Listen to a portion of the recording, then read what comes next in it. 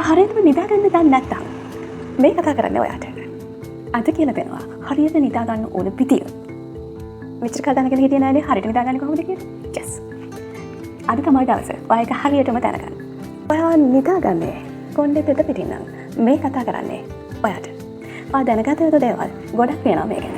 අතරම ඔයාට මේ ගැන හිතන්නවත් වෙලාවක් නැතුව ඇති ඔයගේ කාර්ය බහුල ජීවිතයක. අපි අද කතා කරලා බලමු මේ ගැන ඔයාට මොනවද අලුතෙන් ඉගෙන ගන්න තියෙන්නේ සහ අලුතෙන් දැනගන්න තියෙන්නේ කියලා. අද මේ කතා බහේදී මම ඔයාට නිකන් හැමෝම කතා කරන බියුටි ටිප්ස් එකක් කියලා දෙන්නේ නැහැ. කරන්න ඕනේ මොනවද කියලා දෙන්නේ නැහැ. නමුත් මම ඒ වෙනුවට ඔයාට පුංචි විද්‍යාත්මක පසුබිමක් මේ පිටිපස්සේ තියෙන කතා කරන්න බලාපොරොත්තු වෙනවා. Science behind the wet hair. Hello my glowing queens and kings. It's your girl Nirasha.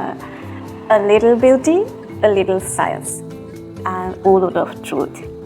Hi, කොහොමද ළමයි? අද අපි කතා කරනවා ගොඩක් දෙනා පුරුද්දක් විදියට නොදැන කරන වැරද්දක් ගැන. right. වැඩි කතා වුණේ නෑ. අපි යමු අපේ topic එකට. හෝ ඊට කලින් රහසක් කියන්න තියෙනවා. ඔයාලගේ YouTube channel එක තාම subscribe කරලා නැත්නම් මේ තමයි වෙලාව subscribe කරන්න. අද මම කතා කරන මාතෘකාව ගැන ඔයාලට මොන හරි ගැටලුවක් තියෙනවා නම් ඔයාට හිතෙන දෙයක් තියෙනවා නම් අහලා දැනගත යුතු පැහැදිලි කරගත යුතු දෙයක් තියෙනවා නම් ඔයාට පුළුවන් මගෙන් අහන්න. comment section එක ඔයා වෙනුවෙන් open වෙලා තියෙනවා. මතක ඇතුව මේ වීඩියෝ එකට like එකක් දාන්න. ඔයාගේ support එක ඉස්සරහට ඔයා වෙනුවෙන් අලුත් දේවල් අරගෙන ඉන්න. ගොඩක් වැදගත් වෙනවා. right ළමයි. අපි මුලින්ම ඉක්මනින් කෙස් ගහ කියන්නේ මොකක්ද කියලා හරියටම දැනගනිමු. කෙස් ගහ කියන්නේ මොකක්ද කියලා ඔයා තාම දන්නේ නැහැ. මම ඔයාට පුංචි කතා බහකින් කෙස් ගහ ගැන ටක් ගාලා උගන්වනවා. okay? කෙස් ගහ ගන්න. කෙස් ගස් ගොඩක් තියෙනවා තමයි. එච්චර ගොඩක් ගන්න පානේ එකක් ගන්න. okay? එක කෙස් ගහ. එක කෙස් ගහක් ගන්න. ඒ කෙස් ගහ ඔයා නොදන්නා වුණාට කොටස් 3කට බෙදෙනවා. ඒ ප්‍රධාන කොටස් 3ක් තියෙනවා. ඒ කොටස් 3 අපි මේ විදිහට හඳුන්වනවා. පළවෙනි ලේයර් එක ඔයාගේ කෙස් ගහේ මතු පිටින් තියෙන පළවෙනි ලේයර් එක අපි කියනවා කියුටිකල් කියලා. ඊගාවට කියනවා කෝටෙක්ස් කියලා. ඊගාවට තියෙන ලේයර් එකට අපි කියනවා කියන්නේ කෙස් ගහේ මැද තියෙන ලේයර් එකට අපි කියනවා මෙඩියුලා කියලා. so පළවෙනි බාහිරින් වගේ අතට අහුවෙන ලේයර් එක කියුටිකල් and ඊට එහා පැත්තෙන් තියෙන ලේයර් එකක් අපි ඒකට කියනවා කෝටෙක්ස් කියලා. ඊගාව ලේයර් එකට අපි කියනවා මැද තියෙන ලේයර් එකට මෙඩියුලා කියලා. ඔන්න ඔය කෙස් ගහ ගැන චුට්ටක් දැනගත්තා. right. කියුටිකල් එක කියලා කියන්නේ ළමයි හරියටම ගත්තොත් මොනවාගේද? මාළුවෙක් ගන්නකො.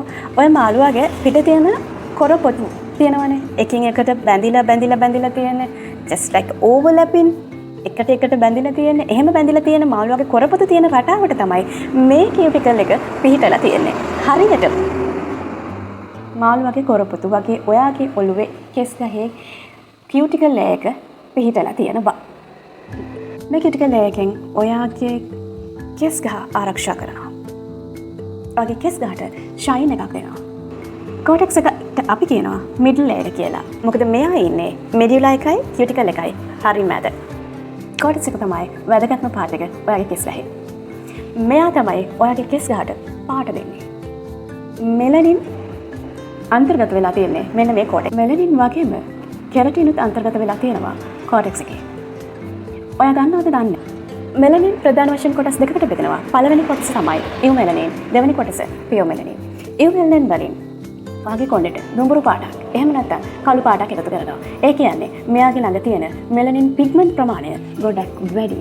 හරියටම අපේ වගේ. පියෝමෙලනින් වලදී කොණ්ඩෙට එකතු වෙන්නේ රෙඩිෂ් කලර් එකක්. පියෝමෙලනින් වලින් yellow to reddish tone එකක් අපේ කොණ්ඩෙට දෙනවා. ඒක ඉතින් ගොඩක් වෙලාවට අපිට අයිති නැති දෙයක්. මොකද මෙයාගේ ළඟ තියෙන පිග්මන්ට් ප්‍රමාණය අඩුයි. අඩු නිසා තමයි කොණ්ඩේ තඹ පාටකට එන්නේ. එහෙම නැත්නම් අර ෆොරිනර්ස් ලාගේ හෑර්ස් තියෙන යන් ඒ වගේ තත්යකට එන්නේ. පියෝමෙලනින් නිසා. පියෝමෙලනින් වලින් කොණ්ඩේට yellow to reddish tone එකක් දෙනවා. ඒ කියන්නේ නිකන් කහපාටට හුරු නිකන් වතු පාට ලාවට කලයක අඩු කොණ්ඩයක්. මෙන්න මේක අන්තර්ගත වෙලා තියෙන්නේ කෝටෙක්ස් එකේ. කෝටෙක්ස් එකෙන් කොණ්ඩේට ස්ට්‍රෙන්ත් එක දෙනවා. කලර් එකක් දෙනවා. ඉලාස්ටිසිටි එකක් දෙනවා. අපේ කෙස් ගහට ඇදෙන සුළු බවක් එකතු කරන්නේ කෝටෙක්ස් එකෙන්. ඔයාගේ කෙස් ගහේ ස්ට්‍රක්චර් එක වෙනස් කරන්නේ කෝටෙක්ස් එක මගින්. ඔයා කරන හැම කෙමිකල් ට්‍රීට්මන්ට් එකක්ම බලපාන්නේ කෝටෙක්ස් එකට. කෝටෙක්ස් එකට ගිහිල්ලා තමයි එයාගේ ස්ට්‍රක්චර් එක වෙනස් කරන්න පටන් ගන්නේ. මෙඩියුලා එක ගැන කතා කරොත් අපි මේකට කියනවා ඉනර්මෝස්ට් ලේයර් කියලා. මේක ටිකක් soft. ගොඩක් කලාවට කෝරස් hair වල මේ මෙඩියුලා ලේයර් එක හරි thin විදිහට පිළිලා තියෙනවා. හරියට හරි වචන සිහින්. okay? හැම ටයිප් එකම hair වල මෙඩියුලා එක විසිබල් වෙන්නේ නැති වෙන්න පුළුවන්. පේන්නේ නැති වෙන්න පුළුවන්. ඒ කියන්නේ ගොඩක් වෙලාවට සමහර කෙස් ගස්වල මෙඩියුලා ලේ එකක් අපිට පේන්නේ නැහැ. රයිට්. ඩගාලගෙනම කොණ්ඩේ වැවෙන්නේ කොහොමද කියලා. ඇවරේජ් එකක් විදිහට ගත්තොත් එහෙම මාසෙකට ඔයාගේ කොණ්ඩේ සෙන්ටිමීටර 1.5 අතර ප්‍රමාණයක් වැවෙනවා. සතුට වෙන්න එපා. සමහර වෙලාවට ඔයාගේ කෙස් ගහේ growth එක තීරණය වෙන්නේ ගොඩක් වෙලාවට ඔයාගේ dietary routine එක, ඔයාගේ health condition එක, genetic issues, hormones, ඒ වගේම ඔයාගේ age එක. මේ වගේ දේවල් ගොඩක් මත තමයි ඔයාගේ කොණ්ඩේ කොච්චර වැවෙනවද කියලා තීරණය වෙන්නේ. ඇවරේජ් එකක් විදිහට ගත්තොත් එහෙම තමයි අර මම කලින් කියපු සෙන්ටිමීටර 1.5 ප්‍රමාණය වැවෙන්නේ. පැහැදිලිනේ? රයිට්. කෙස් ගහ ගැන ඉගෙන ගත්ත ඇති. කෙස් ගහ ගැන චුට්ටක් දැනගෙන ඉන්න ඕනේ අපි මේ කතා කරන්න යන ගමන ඉස්සරහට යන්න. ඒකයි මේ ගැන චුට්ටක් ඔයාලා දැනුවත් කරේ. ඒ වුණාට මේක හරි දශමයක වගේ ප්‍රමාණයක්. ඊට වඩා ලොකු ප්‍රමාණයක් තියෙනවා ඔයාට තව ඉගෙන ගන්න. ඔයා කොණ්ඩේ තෙතපිරින් නිදා ගන්නවා නම් පුරුතක් විදියට. ඇත්තට මේක කැත පුරුතක්. කෙස් ගහට බෑනේ කතා කරන්න. රයිට්. අපි බලමු ඔයා කොණ්ඩේ තෙතපිරින් නිදා ගන්නවා නම් මොකක්ද වෙන්නේ කියලා. තෙතපිරින් නිදා ගන්නවා නම් ඔයාගේ කෙස් ගහේ ස්ට්‍රක්චර් එක වෙනස් වෙන්න පුළුවන්. වීක් වෙන්න පුළුවන්. ඩැමේජ් වෙන්න පුළුවන්. brittle hairs එන්න පුළුවන්. split ends එන්න පුළුවන්. ඒ වගේම ඔයාට තව ගොඩක් ලෙඩ හැදෙන්න පුළුවන්. අපි ඒ ගැන කතා කරනවා. දැන් ඔයා දන්නවා අපේ කොණ්ඩේ කර්ලි වුණත්, ස්ට්‍රේට් වුණත් අපේ කොණ්ඩේට වතුර වැටෙද්දී ඒක තවදුරටත් ස්ට්‍රේට් බවට, ඍජු බවට පත් වෙනවා. ඒකට හේතුව තමයි කියුටිකල් මගින් වතුර කෙස් ගහට ඇබ්සෝබ් කරගන්නවා. එතනින් පස්සේ ස්ට්‍රක්චර් එක වෙනස් වෙලා කෙස් ගහ ඉදිමෙන්න පටන් ගන්නවා. එයා පහලට බර වෙන්නේ, ඍජු වෙන්නේ අන්න ඒ නිසා. එතකොට හිතන්න ඔයා පුරුද්දක් විදිහට කොණ්ඩේ තෙතපිටින් නිදා ගත්තොත් ඔයාගේ කොණ්ඩේ හැම වෙලාවෙම ස්වෙල් වෙලා තියෙන්නේ. ඉදිමිලා තියෙන්නේ. මේකෙන් ඔයාගේ කෝටෙක්ස් එක ඩැමේජ් වෙලා ඉලාස්ටිසිටි එක නැති වෙලා යන්න පුළුවන්. කෙස් ගහේ ස්ට්‍රෙන්ත් එක, ශක්තිය නැති වෙලා යන්න පුළුවන්. ඒක නිසා හේතුවක් විදිහට කෙස් ගහ ඉක්මනින් කැඩිලා යන්න පුළුවන්. කොණ්ඩේ ඔයාගේ ෆ්‍රීස් වෙන්න පුළුවන්. ඒ කියන්නේ ඔයා නිකන් සොනික් වගේ වෙන්න පුළුවන්. ඊගව කරනවා තමයි ඔයා කොණ්ඩේ තෙතපිටින් නිදා ගන්නවා නම් ඔයාගේ ස්කැල්ප් එක තෙතයි නම් ඔයාගේ පිලෝ කේස් එකට, ඔයාගේ කොට්ට උරේට ස්පෙෂලි ඔයා කොටන් පිලෝ කේස් එකක් භාවිතා කරනවා නම් ඔයාගේ මේ මොයිස්චර් ගතිය, තෙත ගතිය ඔයාගේ කොට්ට උරේට ඇබ්සෝබ් වෙන්න පුළුවන්. ඒ ඇබ්සෝබ් වෙන එක through ඔයාගේ කොණ්ඩෙත්, ඔයාගේ කෙස් ගහත්, ඔයාගේ පිලෝ කේස් එකත් අතර ෆ්‍රික්ෂන් එකක් ඇති වෙන්න පුළුවන්. ෆ්‍රික්ෂන් එකක් කියන්නේ ඝර්ෂණයක් ඇති වෙන්න පුළුවන්. ඝර්ෂණයක්. ඊට පස්සේ ඔයාගේ කොණ්ඩේ ගැට ගහන්න පුළුවන්. ඒක නිසා ඔයාගේ කොණ්ඩේ කැඩලා යන්න පුළුවන්. ඊට වඩා වැදගත්ම දේ තමයි ඔයා කොණ්ඩේ තෙතපිටින් නිදා ගන්නවා නම් ඔයාගේ කොණ්ඩේ ඩ්‍රයි වෙන්න පුළුවන්. ඒකට හේතුව ඔයාගේ කොණ්ඩේ නැට්ස් එක 4.5 අතර තියෙනවා. මෙන්න මේ ස්වභාවික ඔයාට හම්බ වෙලා තියෙන මොයිස්චර් ගතියක් ඔයාගේ කොට්ට උරේට, පිලෝ කේස් එකට ඇබ්සෝබ් වෙන්න පුළුවන්. ඒකෙදි ඔයාගේ නැචරල් මොයිස්චර් එකක් ස්ට්‍රිප් ඔෆ් වෙන්න පුළුවන්. මේ තමයි මම ඊගාට කතා කරන්න යන්නේ. ඔයා හිතන්නේවත් නැති බරපතලම කාරණාව තෙතපිටින් නිදාගත්තේ ඔයාට ඇති වෙන්න පුළුවන්. ඔයාගේ සෞඛ්‍ය තත්ත්වය පිරිහෙන්න පුළුවන්. ඔයා මේ කරන දේ. ඔයා දන්නවද ෆංගස්, බැක්ටීරියා මේවා වර්ධනය වෙන්න උෂ්ණත්වය වගේම තෙත සහිත පරිසරයක් අවශ්‍යයි. ඔයා කරන දේ නිසා ඔයාගේ කොණ්ඩේ තෙත ඔයාගේ පිලෝ කේස් එකට ඇබ්සෝබ් වෙලා ඩැම්ප් එන්වයරන්මන්ට් එකක් හදලා දෙනවා මේගොල්ලන්ට වර්ධනය වෙන්න. ඒක නිසා ඔයාගේ ඔළුවේ dandruff වෙන්න පුළුවන්.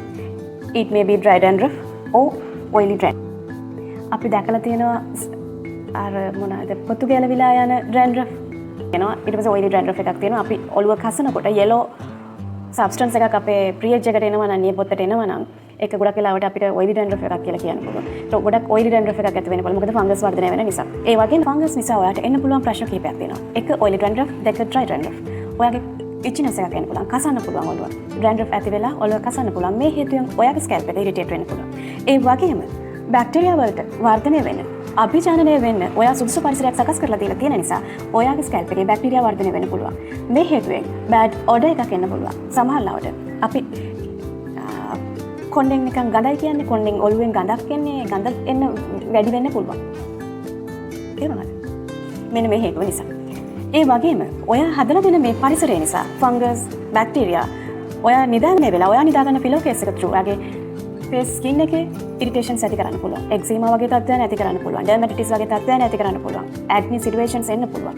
ඒක නිසා ඔයා මේක බරට හිතන්න ඕනේ. කොච්චර බරටද කියලා. දැන් තේරෙනවද? මතක තියාගන්න මම මේ කතා කරන්නේ පුරුද්දක් විදිහට ඔයා කරන වැරද්දක් ගැන. මේ පුරුද්දක් විදිහට ඔයා කොණ්ඩේ තෙත පිටින් නිදා ගන්නවා නම් ඔයාගේ බොඩි එකේ ටෙම්පරේචර් එක පුරුද්දක් විදිහටම අඩු වෙලා තියෙන්න පුළුවන්. ඒ අඩු වෙනවත් එක්ක ඔයාගේ මසල්ස් පේන් එන්න පුළුවන්. නෙක් පේන් එන්න පුළුවන්. ඒ වගේම ඔයාට කෝල්ඩ් කන්ඩිෂන් එකක් එන්න පුළුවන්. හෙම්බිරිසාව වගේ සිටුේෂන් එකක් ඔයාට දීර්ඝකාලීනව පවතින්න පුළුවන්. ඒත් එක්ක ඔයාට ඔළුවේ කැක්කුම එන්න පුළුවන්. ඔයාගේ ස්ලීප් ක්වොලිටි එකට මේක බලපාන්න පුළුවන්. අපි කතා කරපු දේවල් එක්ක ඔයා ඉගෙන ගන්න ඇති. ඔයා තෙත පිටින් කොණ්ඩෙන් නිදාගත්තොත් කොණ්ඩේ තෙත පිටින් නිදාගත්තොත් මොකක්ද වෙන්නේ කියන එක.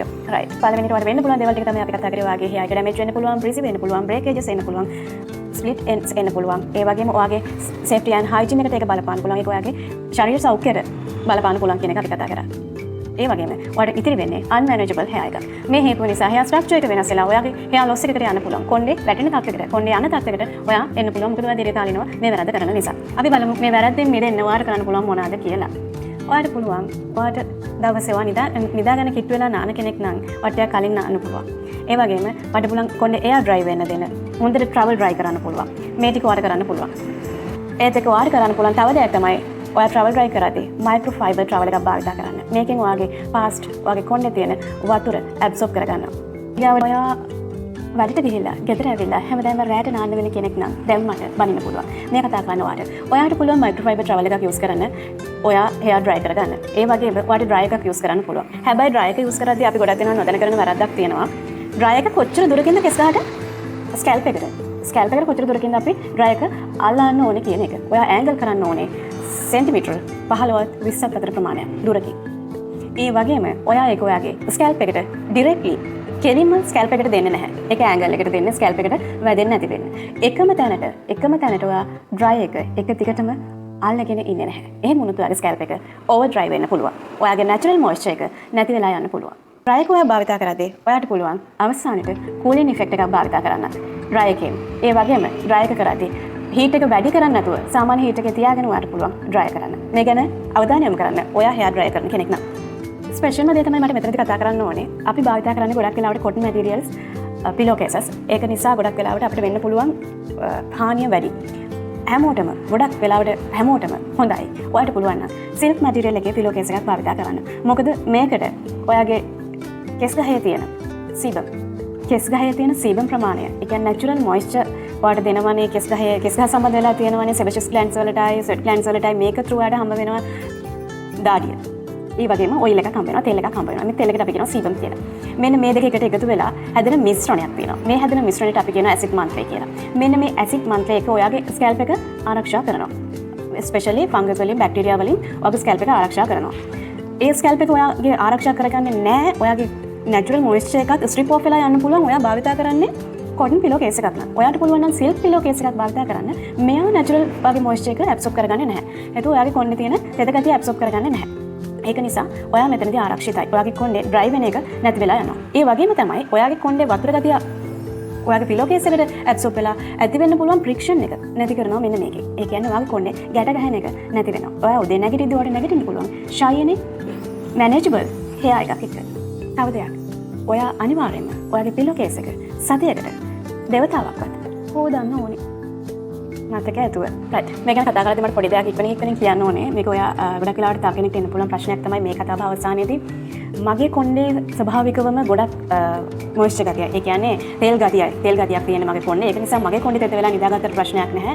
ඒ තියෙන තෙත ගතිය, ඒ තියෙන මොයිස්චර් එක ඇබ්සෝබ් වුණාට ප්‍රශ්නයක් නැහැ. ඔයාගේ pillow case එකට then I can use cotton pillow case කියලා ඔයාලා හිතෙන්න පුළුවන්. හැබැයි ඒක එහෙම නෙමෙයි. ඔයාගේ කොණ්ඩේ කොයිතරම් ඔයිලි වුණත්, කොයිතරම් ඔයා වෙට් එකේ තියාගෙන නිදාගන්න ගියත්, ඔයා ඒ කරන දේ කරන්න හොඳ නැහැ. ඒකට හේතුවක් තියෙනවා. මේකේදී ඔයා දීර්ඝකාලීනව නිදාගන්නේ cotton pillow case එකක නම් ඔයාගේ තියෙන ස්වභාවික moisture ගතිය, තෙත ගතිය නැති වෙලා යන strip off වෙලා යන්නේ ඒක හේතුවක් වෙන්න පුළුවන්. ඒකේදී දීර්ඝකාලයක් තිස්සේ ඔයා මේ වැඩේ කරනවා නම් ඔයාගේ කොණ්ඩේ dry වෙන්න පුළුවන්, freeze වෙන්න පුළුවන්, breakages ඇති වෙන්න පුළුවන්, split ends වෙන්න පුළුවන්. මේ ටික ගැන අවබෝධයෙන් හිතන්න. අන්තිමට මට ඔයාලට කියලා දෙන්න ඕනේ වැදගත්ම කාරණාවක් තියෙනවා. ගොඩක් වෙලාවට මිත්‍යා මතයක් තියෙනවා කොණ්ඩේ තෙත පිටින් නිදාගත්තාම ඒක කොණ්ඩේ සුදු වෙන්න බලපානවා කියලා. මම මුලදී ඔයාලට කෙස් ගහ ගැන පොඩි අවබෝධයක් ලබා දුන්නේ අන්තිමට මෙන්න මේ දේ ගැන කතා කරන්න ඕනේ නිසාමයි. ඔයාලට කියලා දුන්නා කෙස් ගහට වර්ණය ලබා දෙන්නේ මෙලනින් කියන වර්ණකේ මගින් කියලා.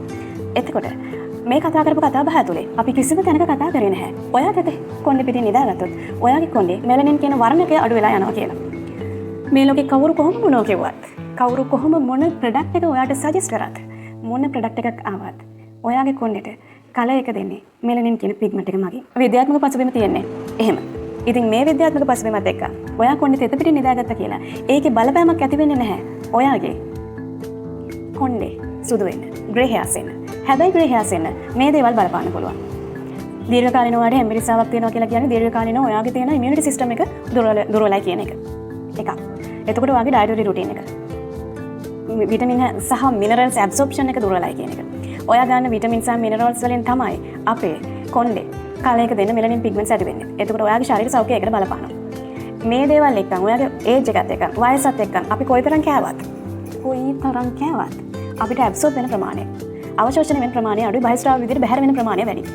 එතකොට මොකද වෙන්නේ? අපි වයසත් එක්කන් අපි කන දේවල් වැඩි කරත් අපිට ඇබ්සෝබ් වෙන ප්‍රමාණය අඩු නිසා අපේ විටමින්ස් ඇන්ඩ් මිනරල්ස් ප්‍රොඩක්ෂන් එක අඩු වෙලා යන්න පුළුවන් ඇඟේ. මෙන්න මේ අඩු වෙන හේතුව නිසා තමයි කොණ්ඩේ සුදු වෙන්නේ. එහෙම නැතුව ඔයා කොණ්ඩේ තෙත පිටින් නිදාගත්තා කියලා ඒක මේකට ඉම්පැක්ට් එකක් නෙමෙයි. ඒ ගැන හිතලා වරි වෙන්න එපා. තවදුරටත් ඔයාලට මේ ගැන තියෙන behind the science එක දැනගන්න ඕන නම් බරපතල විදිහට කමෙන්ට් එකක් දාන්න. මම නැස්ති ඔයාලට කියලා දෙන්න. මම හිතනවා අද මම කතා කරපු මාතෘකාව ඔයාලට අවබෝධ වෙන්නද කියලා මේ කතාව හයතුලින්. පුරුද්දක් විදිහට කරන මේ වැරද්ද නවත්ත ගන්න ඕන කියන හැඟීමක් ඔයාලට ආව නම් මම හිතනවා මම සාර්ථකයි කියලා. ඉතින් තවත් මේ වගේම ඔයා නොදන්න බියුටි ටිප්ස් එකක්ම නොවන නමුත් ඒ පිළිබඳව තියෙන විද්‍යාත්මක පසුබිමත් එක්ක මම ඔයාව හම්බ වෙන්න ලෑස්තියි. ඉතින් ගිහින් එන්න. ආයෙත් මතක් කරනවා මාව සබ්ස්ක්‍රයිබ් කරලා නැත්නම් සබ්ස්ක්‍රයිබ් කරන්න. මගේ සපෝට් එක මගේ වැඩවලට මගේ ඉදිරියෙන් ඔයාට අවශ්‍ය දේවල් කියලා දෙන්න. තව මොන හරි අරගෙන එන්න, අලුත් එකක් අරගෙන එන්න. මගේ ඇතුලේ උද්වේගීමත් භාවයක් ඇති වෙන්න හේතුවක් වෙනවා. ඒක නිසා හොරා වගේ යන්න එපා බලන්න. මේ ඔයාට තමයි කියන්නේ. ලයික් එකක් දාලා, කමෙන්ට් එකක් දාලා මාව සබ්ස්ක්‍රයිබ් කරන්න. ස්පෙෂලි ඔයාට මේක දැනගත යුතුයි කියලා හිතන ඔයාගේ ආදරණීය කෙනෙක් ඉන්නවා නම්, යහළුවෙක් ඉන්නවා නම් එයා වෙනුවෙන් ෂෙයා කරන්න. එන කියලා එන්න. ඊගා වීඩියෝ එකේදී හම්බෙමු. බයි.